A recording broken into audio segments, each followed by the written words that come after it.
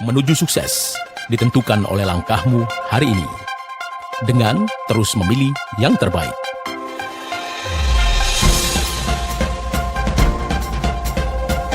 Berdiri sejak 1985, mengabdi lebih dari 30 tahun.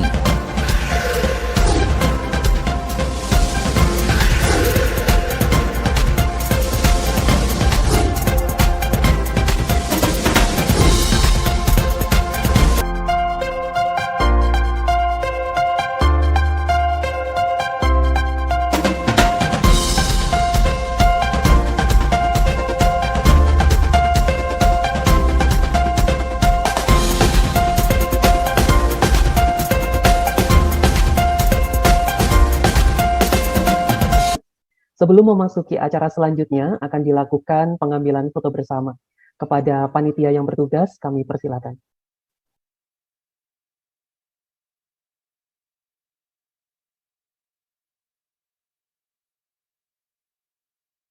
Baik, terima kasih kepada panitia. Demikian pembukaan webinar nasional IIK Bakta. Setelah ini, Anda akan mendengarkan pemaparan materi dari narasumber kami, yaitu Bapak David Gunawan. Namun sebelum itu, izinkan saya untuk membacakan CV dari Bapak David Gunawan.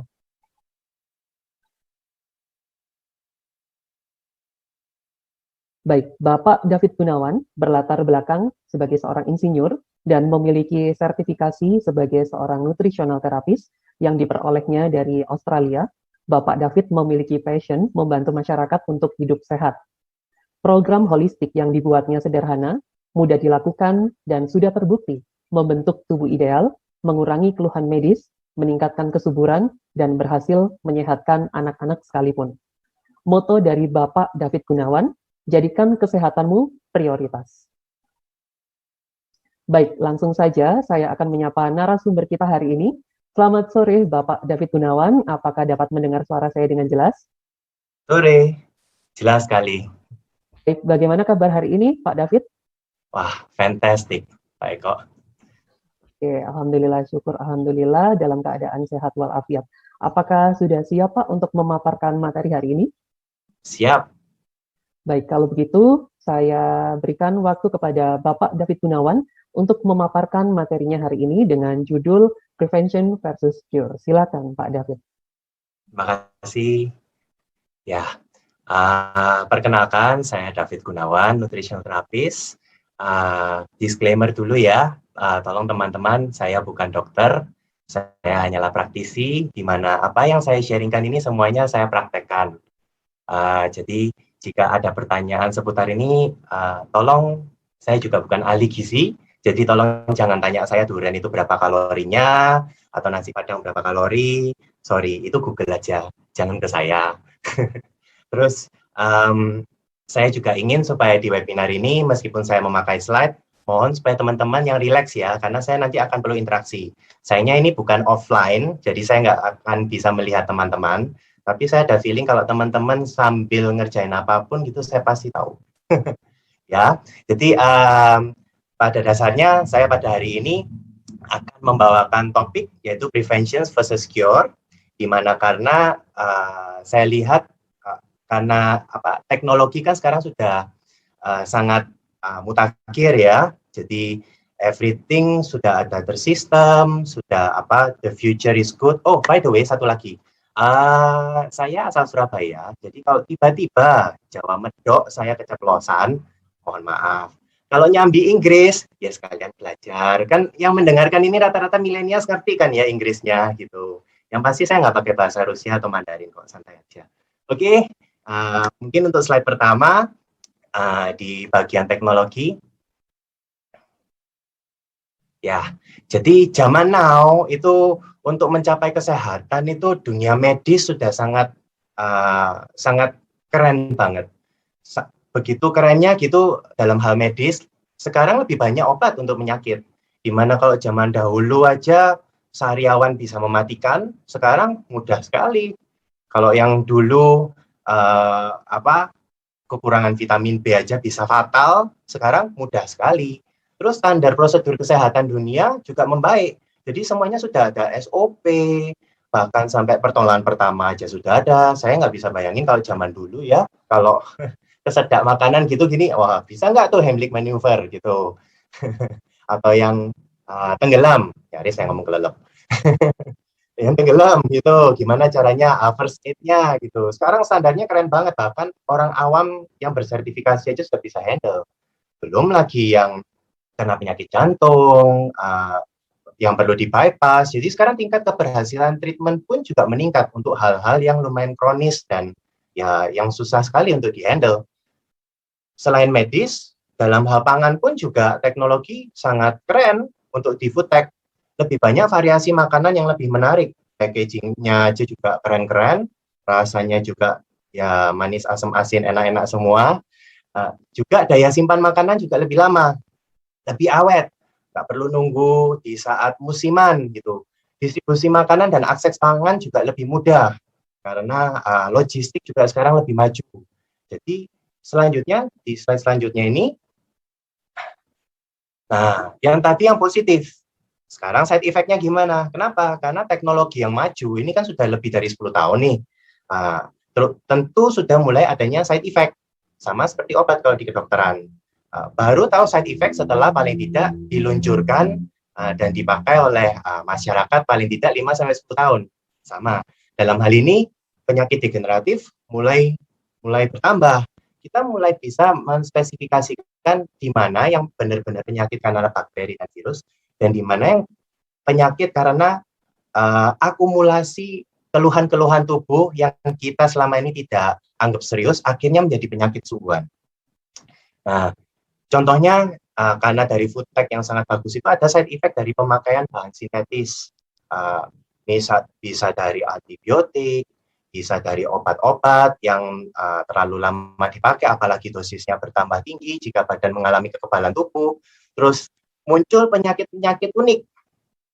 Ada alergi, ada intolerance. Terakhir ini lagi musimnya autoimun tuh. Ternyata autoimun itu saya kira cuma 5-10 macam.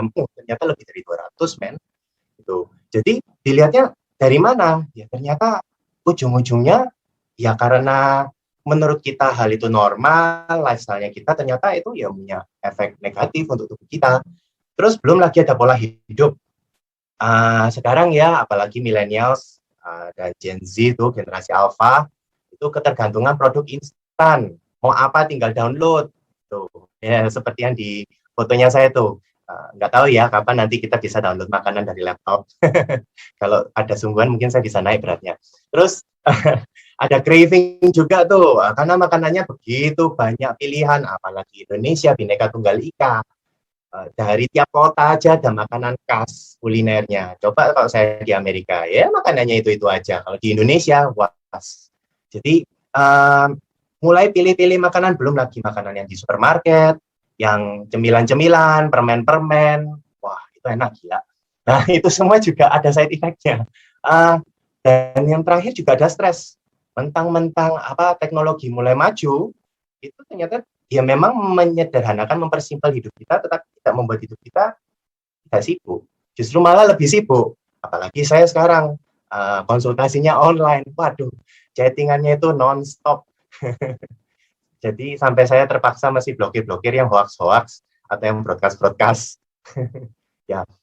Jadi dari itu pun juga ada side effect. Ironisnya, begitu bagusnya teknologi sekarang, justru ada kurang gizi. Kayak minggu lalu aja saya dari Pasuruan ya, ke wali kota, itu aja mereka ada kasus stunting, itu kurang gizi untuk anak-anak di bawah 2 tahun, itu 1.500 yang terdata. Untuk satu kota Pasuruan aja, dan itu aja sudah termasuk bagus. Nah saya bayangin kalau di luar Jawa gimana lagi? Tuh ya. Jadi selanjutnya, perlu langkah pencegahan. Jangan tunggu sakit. Sakit itu mahal. Saya bicara ini bukan karena orang asuransi ya, sungguh, tapi sakit itu beneran mahal. Jadi untuk melakukan suatu langkah prevention, caranya gimana? Ya selanjutnya kan kita tahu kalau tindakan kuratif, medis di slide selanjutnya itu sudah banyak opsinya ya. Jadi saya tunjukin deh bedanya antara cure, obat, dengan pencegahan, prevention. Aku tunjukin tabelnya biar lebih mudah. Selanjutnya, tabel. Nah, jadi dari sini contoh ya, dilihat dari bahan dasarnya aja. Jika obat, otomatis semuanya sintetis, dibuat di laboratorium. Kalau untuk misalnya kalau dalam bahasa vitamin aja deh, yang sintetis itu cyanocobalamin, vitamin D. Kalau yang bagian prevention itu biasanya kan bahannya yang alami atau yang campuran sintetis. Terlalu cepat. Wah, spoiler nih. Jadi kalau alami ya versi alaminya metilkobalamin. Biasanya jika Anda mau mengkonsumsi kalau misalnya preventif, ya kalau nggak obat kan biasa kita minumnya vitamin gitu. Nah, vitamin itu ada yang istilahnya natural, ada yang istilahnya organik, ada yang istilahnya herbal. Nah, itu semuanya cuman info aja, itu bukan 100% organik ya. Kalau 100% organik itu langsung beli aja buah-buahan dan sayur-sayurnya. Jadi kalau ada versi tabletnya itu berarti ada campuran sintetis supaya lebih tahan lama dan layak untuk kita minum atau supaya penyerapannya lebih optimal. Cepetan. Terus yang kedua, konsumsinya gimana? Kalau kuratif, ya tunggu sakit baru datang. Dokter itu berguna jika Anda sakit, Anda konsultasi. Jangan Anda datang ke dokter, ditanya keluhannya apa, nggak ada dok, cuma pengen lihat Anda. Itu horor, tolong ya. Itu stalker. Jadi ke dokter jika Anda sakit. Kalau untuk prevention, jangan nunggu sakit. Jadi mulai ada pola hidup yang benar, konsumsi yang benar, Anda lemahnya di mana, cari cara supaya bisa mengisi kekurangan itu. Atau jika Anda sudah terlanjur sakit, paling tidak organnya bisa diperbaiki secara natural lewat nutrisi yang benar. Karena Tuhan sudah menciptakan kita itu nutrisinya macam-macam, ya tujuannya supaya kita yang nggak sampai hidup kekal sih, tapi paling nggak hidupnya optimal health. Terus yang ketiga, dalam hal dosis. Kalau obat, ada dosisnya, tolong. Jika Anda terkena Parkinson, dikasih obatnya, tolong jangan dinaik turunin. Horor. Gedek. Kalau apalagi antibiotik, kalau memang hanya bisa dikonsumsi 1 minggu, ya jangan terus-terusan hingga 1 tahun. Horor itu nanti enzim pencernaannya. Nah, kalau dalam hal prevention, dalam hal yang natural organik ini, ya tergantung kebutuhan. Ya biasanya yang paling sederhana, karena makanan kita kurang bergizi, ya dibantu dengan multivitamin gitu. Tapi jika Anda ada kasus misalnya thalassemia, PCOS, tiroid, hal-hal seperti itu akan mengurangi daya serap beberapa jenis nutrisi. Nah, itu bisa ditambahkan. Tuh. Lalu juga tergantung kebutuhannya, misalnya kita sudah terlanjur sakit, nah itu baru dosisnya bisa ditingkatkan.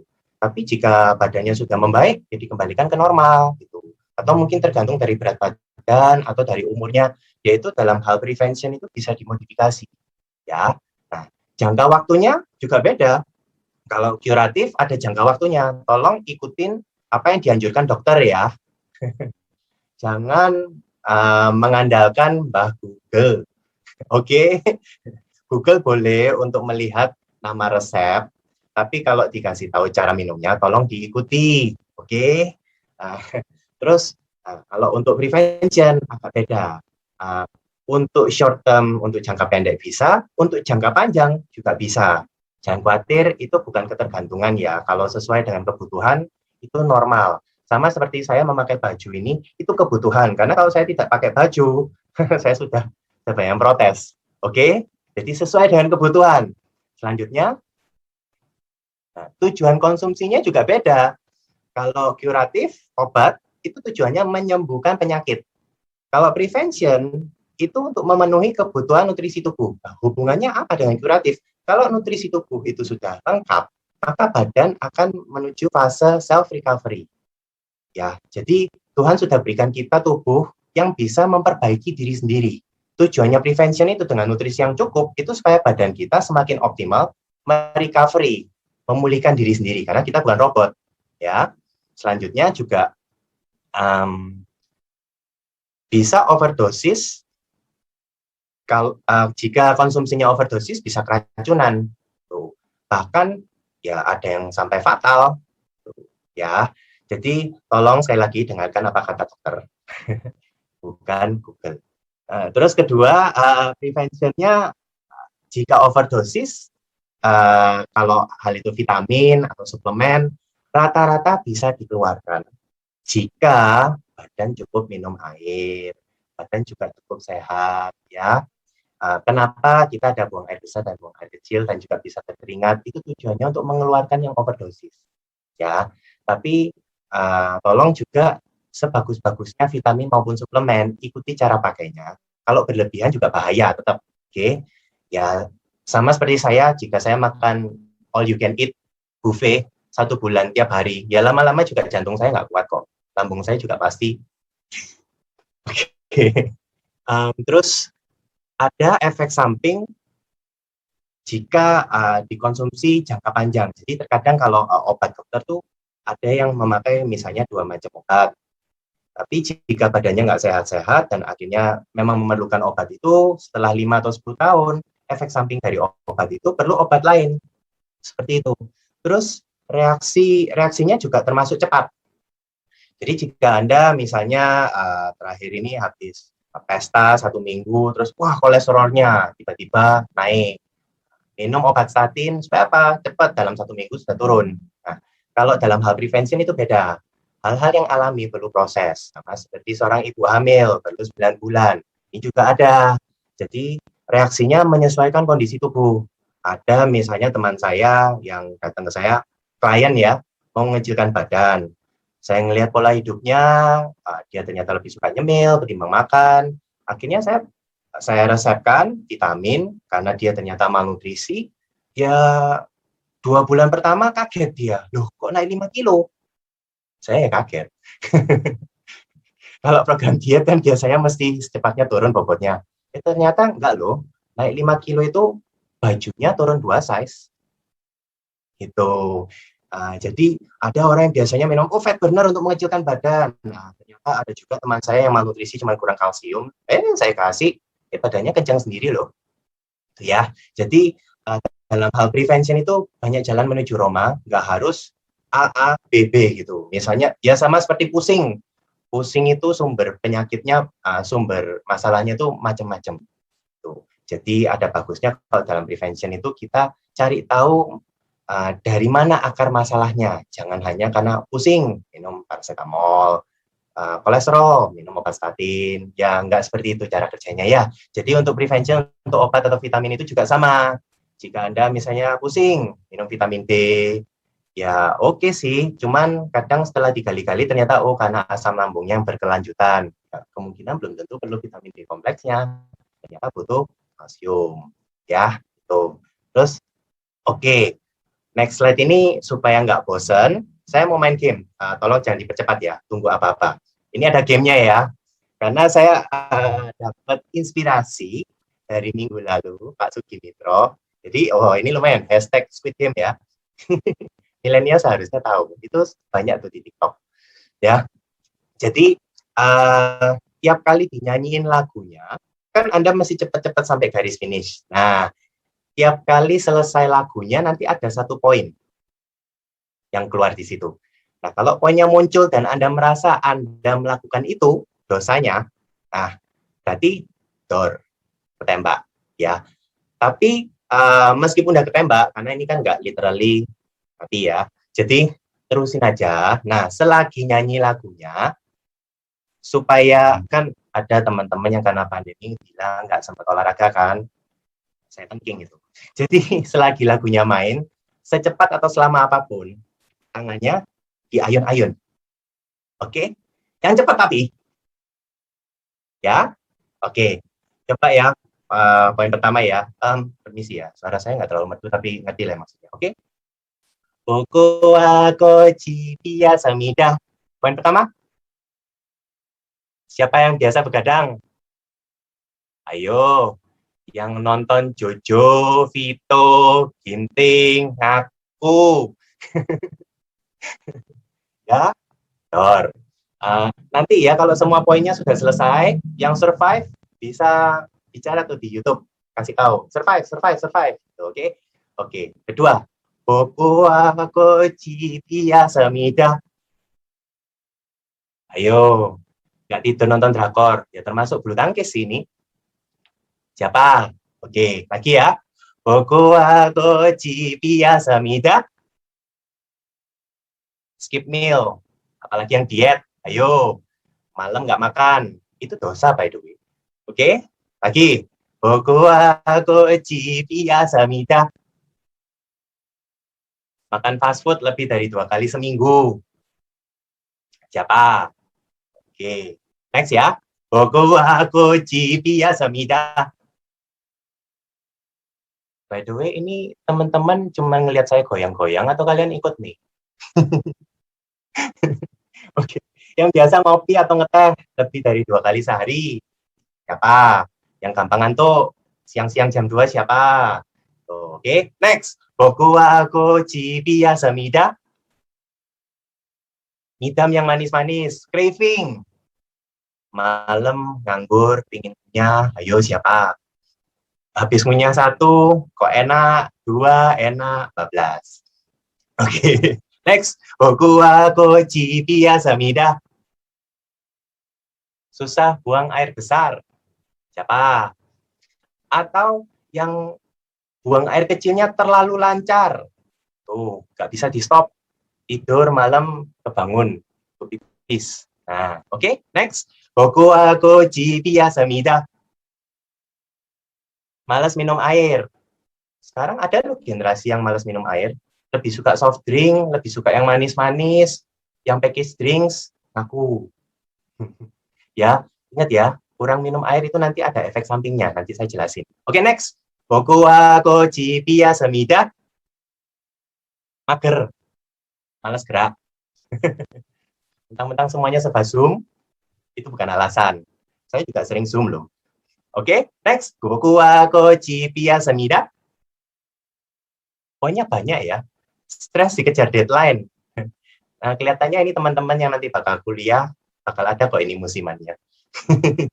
Oke, sudah poin-poinnya selesai semua? Nah, dari situ kira-kira siapa yang survive? Yang survive tolong diketik ya. Penasaran sih? Kalau saya enggak.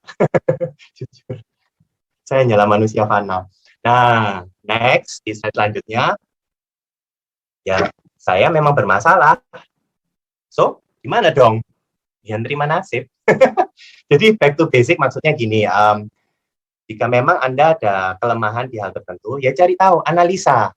Misalnya, Anda kerja di sini mungkin tenaga kesehatan. Anda perlu tahu, saat koas, itu jadwalnya bisa kacau. Atau mungkin saat Anda mulai jaga UGD, ya UGD, nah itu pasti jamnya nggak teratur. Apalagi ada kata-kata yang tabu, jangan bilang, oh sepi ya hari ini, oh hati-hati kualat. ya menurut curhat dari teman-teman saya. Jadi perlu cari tahu juga kondisi Anda seperti apa. Misalnya Anda orangnya sering nyemil atau kalau makan nggak bisa cuma 1 porsi. Nah, analisa gitu.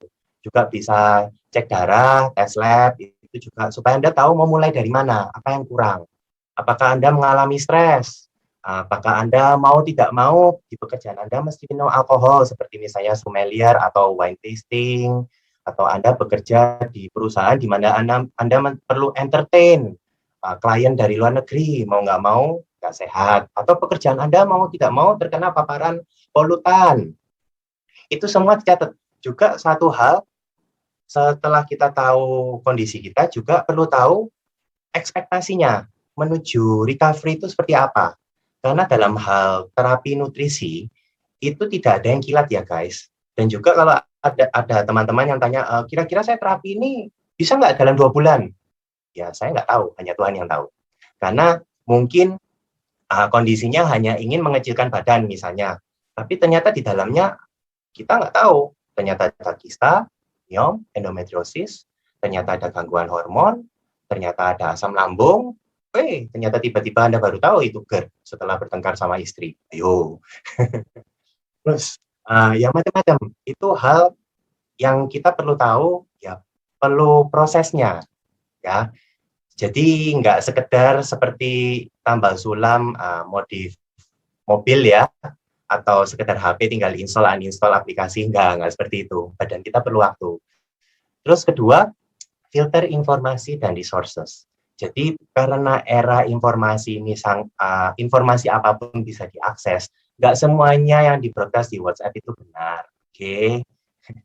Jadi misalnya saat-saat seperti ini perlu vitamin dosis tinggi, ya ada baiknya tolong dites dulu ya. Kalau memang defisit, baru konsumsi. Kalau tidak apa-apa, terus tiba-tiba konsumsi yang sampai, teman saya ada yang sampai 50.000 IU, horor.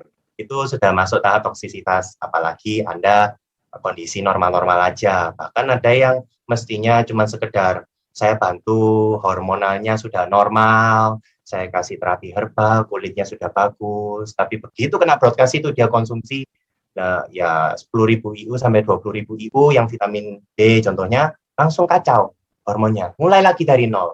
Jadi tolong jangan bikin saya juga naik darah, saya juga manusia. Kalau ikut terapi ya, kalau ada masukan juga ada bagusnya di filter dulu ya. Tuh. Terus 3, fill nutritional gap. Maksudnya gini, dari lifestyle-nya kita, dari makanan yang kita makan sehari-hari, kemungkinan ada saatnya di mana kita tidak bisa memenuhi nutrisi sesuai dengan AKG atau dietary intake yang sudah distandarkan di seluruh dunia ya.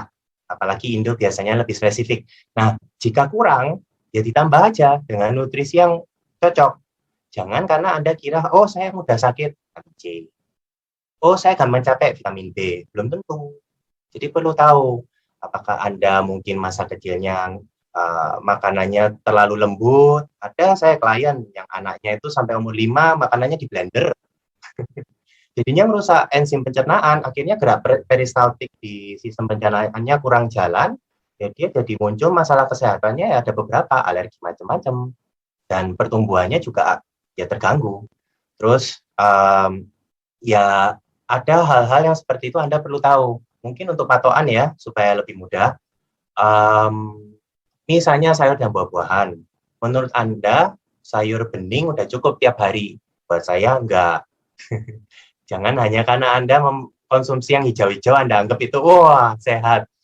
Cuman info, sayur dan buah-buahan itu punya paling tidak 5 spektrum warna. Ya, ada hijau, putih, kuning atau oranye, merah, ungu atau biru. Itu dikombin semuanya. Ya, jika Anda misalnya ditawarin produk, oh ini vitaminnya mengandung antioksidan ini. Nah, Google aja, lihat tanamannya warna apa. Kalau cuma merah, ya lengkapi yang lain, seperti itu. Ya. Terus water intake, asupan air itu penting. Kalau saya yang versi muda, berat badan dibagi 30. Itu jumlah liter yang perlu diminum dalam 1 hari.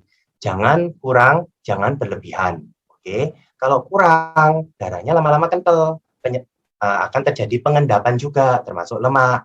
Saya punya teman yang nggak ada kolesterol, tensi yang normal-normal aja, stroke. Umurnya baru 30-an. Konyol banget, saya cek beratnya 90 kilo, minumnya cuma 1 liter. Itu kan berat banget untuk jantungnya.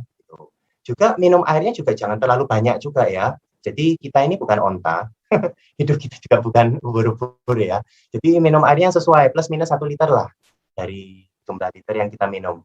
Kecuali kalau Anda sehari-hari maraton atau atlet, minum ekstra ya nggak apa-apa, tapi jangan sampai lebih dari 2,5 sampai 3 liter ke atas. Ya, karena ada beberapa nutrisi yang larut di air juga akan ikut terbuang. Oke?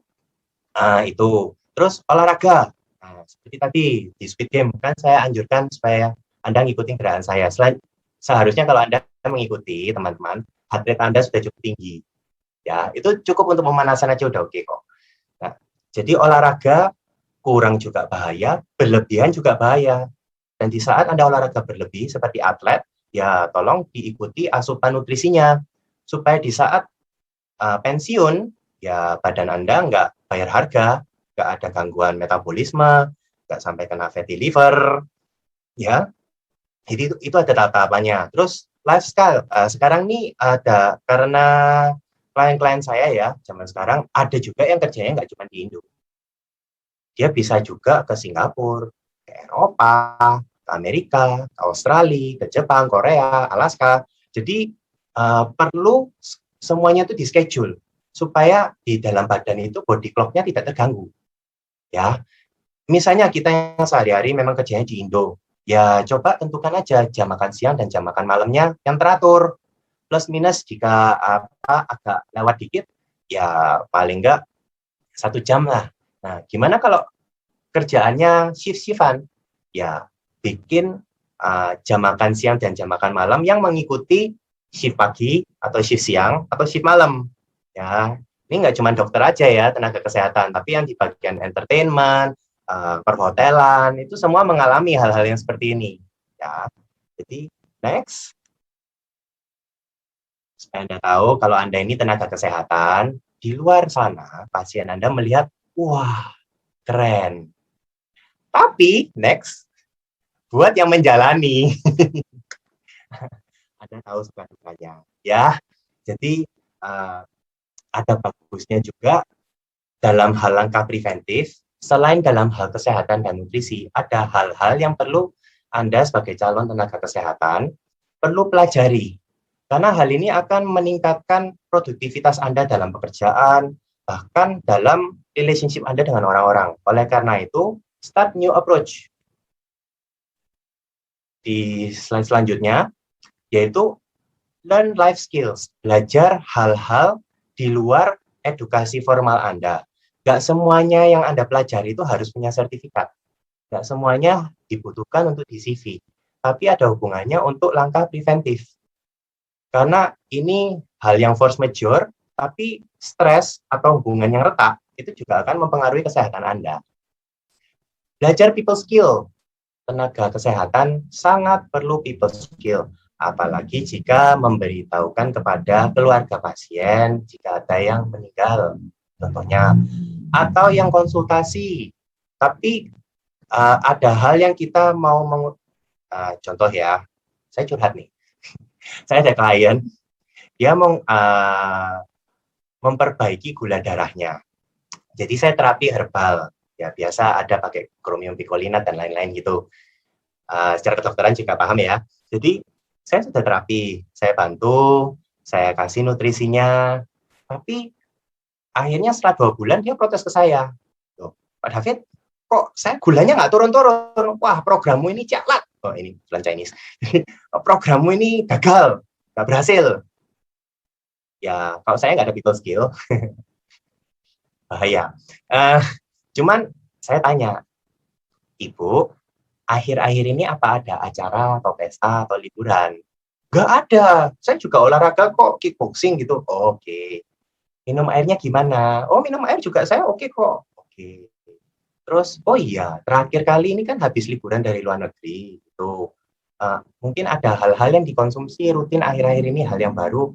Oh iya sih, terakhir ini saya beli coklat untuk oleh-oleh teman-teman gitu. Ternyata ada yang ekstra, ya kan, daripada mubazir tiap hari saya makan sebatang. Itu brown sugar ya, bukan dark. Itu brown coklat, bukan dark coklat ya. Jadi itu momennya saya. Ya, yang saya bisa lakukan ya cuma doa. Ya Tuhan bersertamu deh, whatever. Gitu. Jadi mungkin teman-teman yang dokter ngerti ya perasaannya. Itu baru 1. Nanti sehari 10. Terus 10 tahun praktek ada lebih dari 100.000. Lama-lama nekan. Jadi hal-hal kayak gitu perlu belajar people skill untuk mengurangi stres. Dan juga mengurangi kepahitan pasien-pasien ya. Tuh. Terus ketiga, belajar finance. Bagaimana cara mengatur keuangan. Gak cuma dalam hal menabung dan mengatur pengeluaran ya. Ini mengatur keuangan dan pengeluaran. Jadi Anda juga perlu sisihkan juga uang untuk investasi. Maksud saya bukan saham ya, tapi investasi misalnya untuk kesehatan. Karena untuk tenaga kesehatan ya sekali sakit, itu distraction banget. Karena ada teman-teman Anda yang sejauh Anda akan bayar harga karena Anda nggak bisa datang kerja. Tuh. Jadi oke, Anda stres sendiri, tapi jangan bikin orang lain stres. Terus juga mengatur keuangan untuk investasi ke diri kita sendiri. Untuk menambah skill, misalnya Anda introvert, ya belajar public speaking atau apa, atau simpel ya, kalau saya diinfokan sama mentor saya itu baca buku. Jadi di saat saya uangnya terbatas, saya sisihkan 50.000 sebulan untuk beli buku. Mulai, ya tolong jangan buku yang fiction ya. Buku yang benar-benar kasih ilmu gitu. Bisa konsultasi dengan teman-teman Anda mana yang kira-kira bisa membantu upgrade diri kita. Lah, mulai dari buku. Lama-lama ada budget untuk seminar dan kawan-kawannya. Nah, ngomong-ngomong soal seminar, ada bagusnya Anda register untuk webinar yang selanjutnya tuh. Ada Bu Mary Riana. Tahu nggak seminarnya itu harganya berapa? Mumpung ini gratis, datang. Promosi. Ya, karena mental toughness itu diperlukan, terutama untuk Anda-Anda yang calon tenaga kesehatan. Poin selanjutnya, relationship juga butuh. Karena ada kalanya Anda terlihat perfect di depan pasien Anda. Tapi begitu pulang, ada pasangan hidup Anda berbicara, kasih cek dan kawan-kawan Anda nggak kuat, mukanya garang. Ya, jadi ada saat-saat di mana ya Anda perlu investasi dalam hal relationship juga. Karena ujung-ujungnya di saat Anda pensiun, ya Anda akan melewati hidup Anda ya dengan mereka. Itu langkah preventif supaya Anda juga sehat jiwa dan raga. Dan yang terakhir, goal setting. Nah, ini mungkin bukan ranahnya saya serahkan ke Bu Mary Riana. Oke? Jadi jangan lupa Anda register, terus beneran dicatat tuh. Itu karena jam terbangnya di lapangan top. Itu saatnya Anda untuk investasi diri Anda supaya Anda bisa menjadi tenaga kesehatan yang berkompeten. Tidak hanya secara akademis maupun nilai, tapi juga secara personal, Anda menjadi orang yang ya influential untuk orang-orang sekitar ya. Jadi itu saja topik saya pada hari ini. Jika Anda ada teman-teman ada pertanyaan, silakan ditanyakan. Terima kasih atas kesempatannya.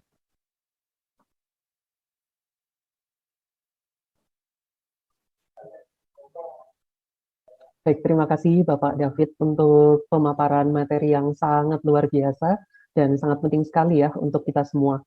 Ada beberapa poin penting yang bisa saya simpulkan dari pemaparan materi tadi, bahwa benar adanya jika lebih baik mencegah ya daripada mengobati. Artinya adalah lebih baik kita menjaga dan merawat tubuh kita sebelum terjadi hal-hal yang tidak diinginkan sehingga harus dilakukan tindakan pengobatan. Hidup sehat itu adalah aset yang perlu dijaga, begitu ya Pak David?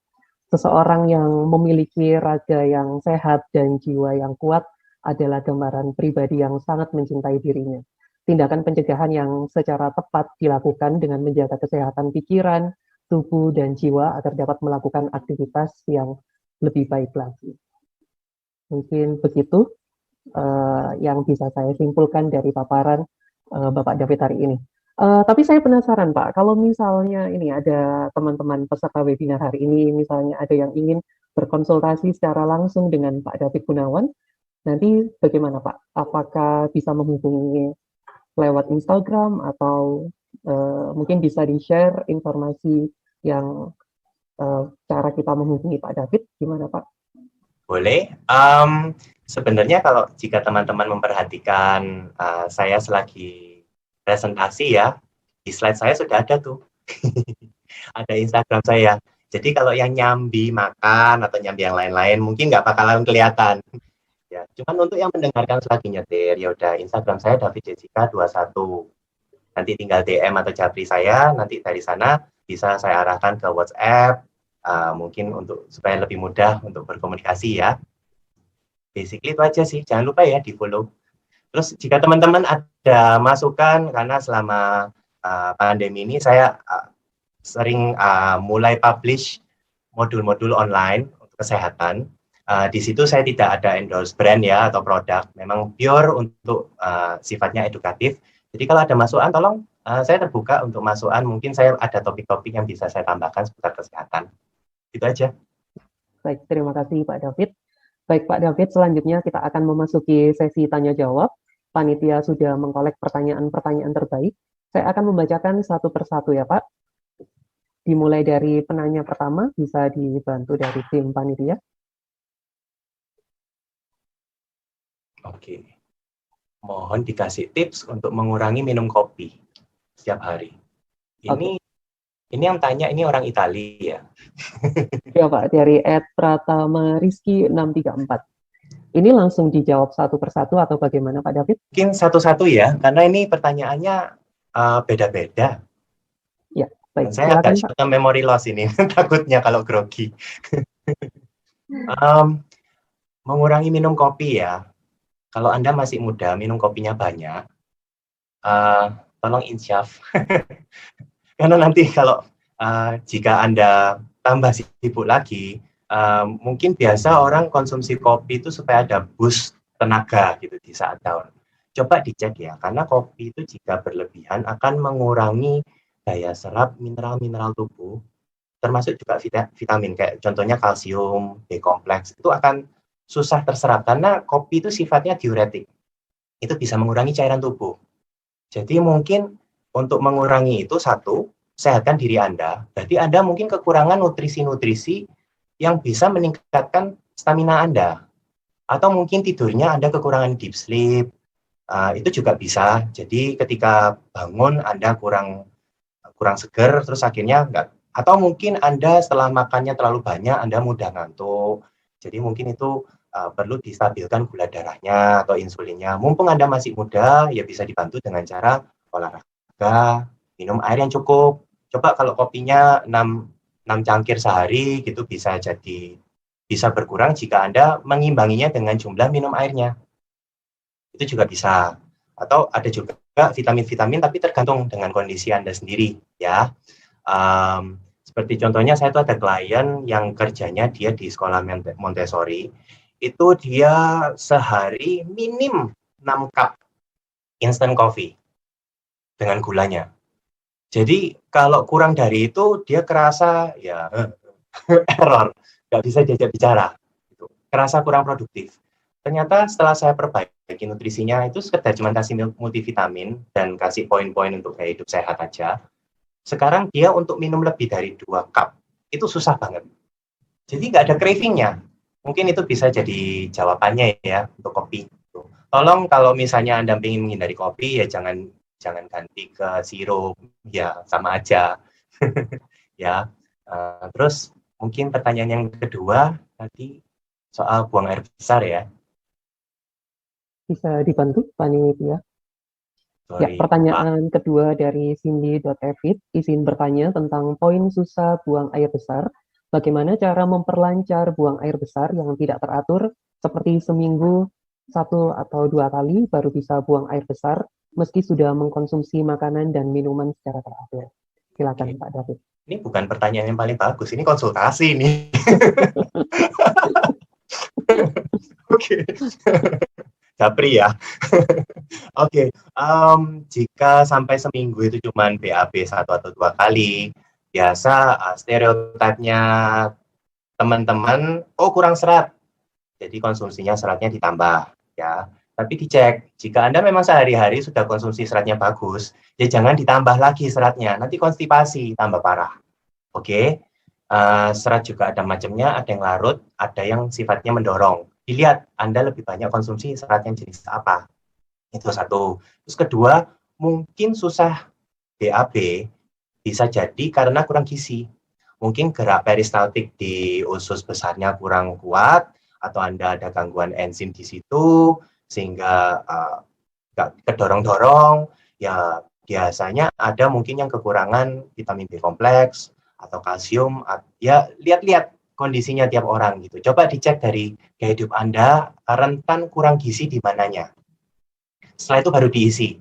Nggak harus semuanya jawabannya serat kok. Oke? Baik, terima kasih Pak David. Untuk pertanyaan selanjutnya, Panitia bisa dibantu? Oke, pertanyaan selanjutnya dari @ian.224. Remaja sekarang sering merasakan overthinking, sampai nangis di tengah malam, bahkan sampai sakit.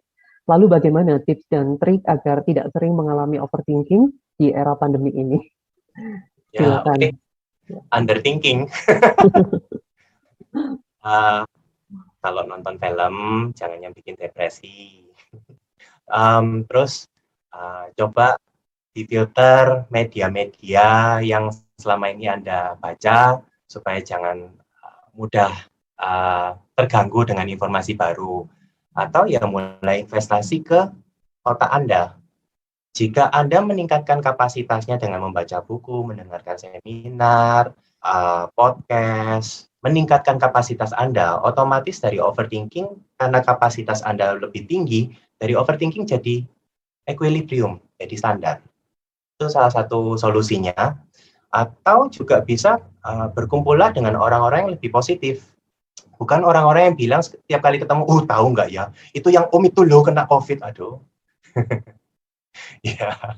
Terus, aduh, yang ini teman gymnya kita masih muda, kok bisa ya udah nggak ada.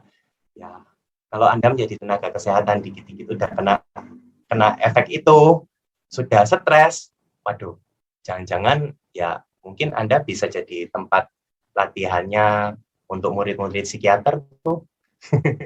Ya, jadi overthinking itu banyak caranya, tapi personally untuk saya lebih fokus ke tingkatkan kapasitas Anda supaya dari overthinking nggak jadi over. Oke. Oh, tapi bisa juga dengan nutrisi. Jika nutrisi Anda seimbang, kapasitas badan untuk bertahan terhadap tekanan itu menjadi lebih kuat. Contoh ya, di bagian otak kita tuh ada tuh bagian yang untuk mengadaptasi terhadap stres di luar sana, namanya amigdala. Nah, itu bisa dilatih dengan nutrisi yang tepat supaya sel-sel otak bisa bekerja dengan optimal, juga bisa dilatih supaya amigdala ini bisa dipakai untuk hal yang positif, bukan bikin kita tambah paranoid. Oke? Ya, next.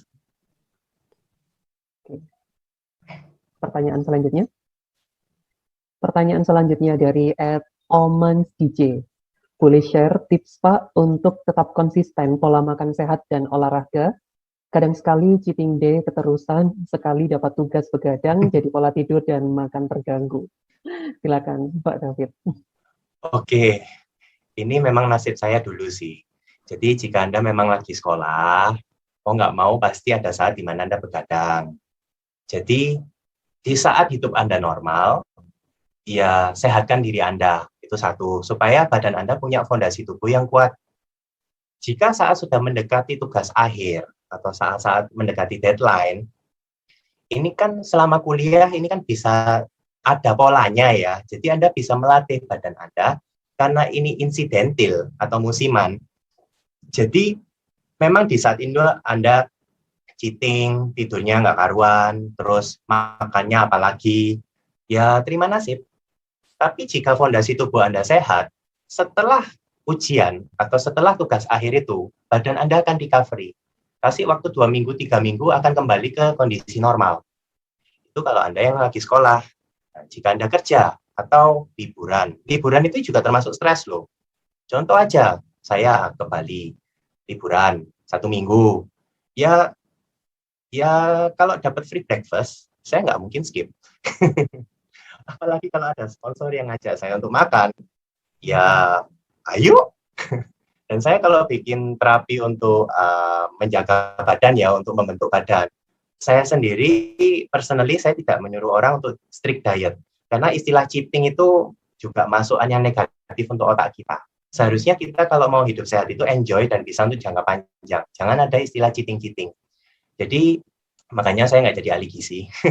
Karena kalau ketemu makanan semuanya, ada label karbo, protein, dan itu stres saya. Jadi fokus fundamental badan Anda disehatkan, gizinya supaya di saat Anda ada perubahan pola hidup, badan Anda bisa adaptasi dan nggak gampang berubah.